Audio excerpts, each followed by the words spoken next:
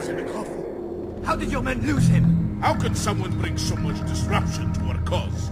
We have tried to stop him, but many lives have been claimed by his steel. He fights like no man. Yep, so my name's Elspeth Torrey. I'm the project manager for animation on Assassin's Creed. So I'm basically the person in charge of coordinating all of the animators on the team and making sure that their work gets sent to the right people and that we coordinate well with the other departments. Right, so Assassin's Creed is a game that takes place in the year 1191 at the time of the Third Crusades.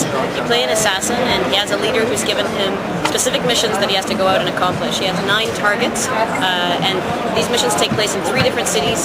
We also have a kingdom that he can explore with his horse.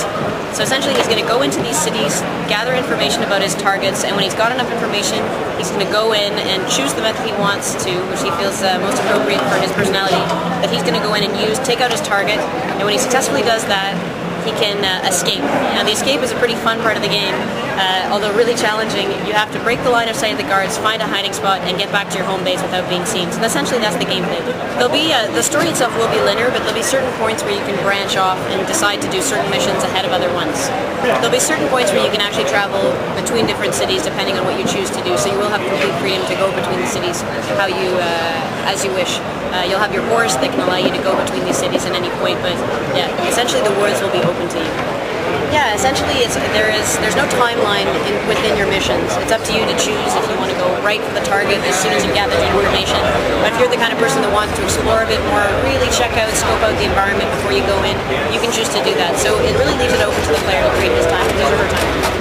Well, there's actually a big part of creating those cities was about researching not just the buildings themselves, but also the people, what people were wearing, what it really would have felt like to be there in 1191. And I know that the teams did tons of research to make sure that those cities in that context was as historically accurate as possible.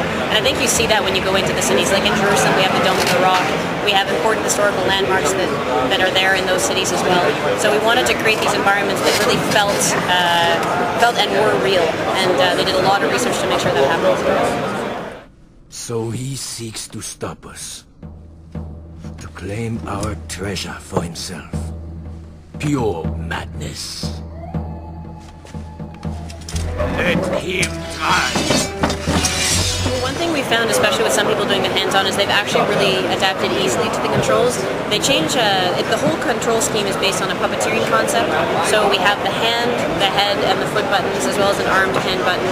And then we have the right trigger, which is when you saw those controls changing. That was when we put down our right trigger to go from a low profile to a high profile action.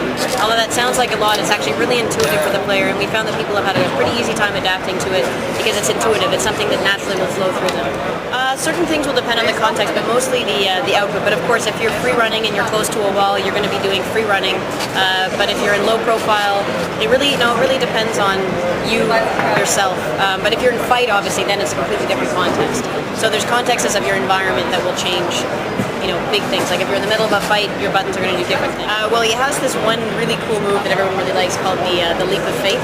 And so that's essentially when he runs towards the side of a building. If there are pigeons that are sitting there, that's an indication that there's a bale of hay down below, and he can actually jump off the side of the building and do a swan dive down to the bottom.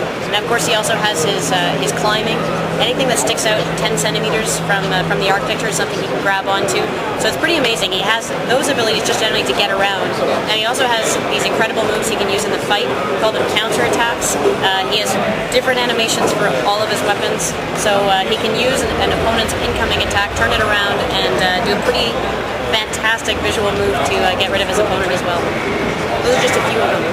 We have the long sword, which is one that you've probably seen before. Then we also have a short blade that you can use, which has a completely different set of animations. And then with the short blade, you actually get these throwing daggers that you can use to take out opponents at a distance, which is great, really exciting. And even if you wanted to go in and just kind of rough, then you can use your fists.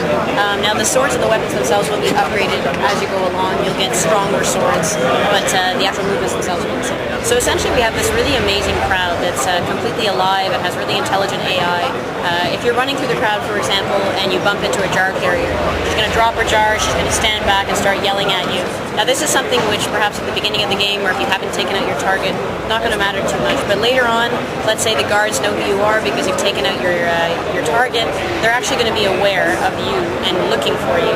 So if you happen to bump into that dark area at that point, they're going to go for you right away. So you can see that the AI changes throughout the game, and that the people in the cities are going to react differently to you as you go on through these missions. There are actually hundreds of people on screen, and that's in and of itself pretty amazing.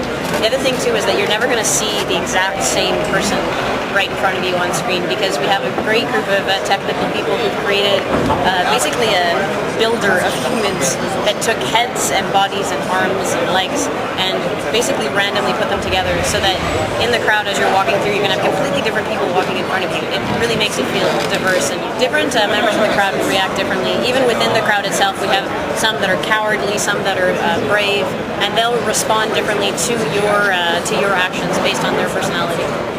There are a lot of features that I love. I'd have to say that the escape sequence is my favorite part. So it's really primal, you know, that notion of being chased and having to escape, just because it uses all of your skills. You can climb, you can free run, you can jump off of buildings, and all the time you have these guards after you. Finding that hiding spot is always a really great challenge, and so that's my personal favorite part of the game. Is there something wrong?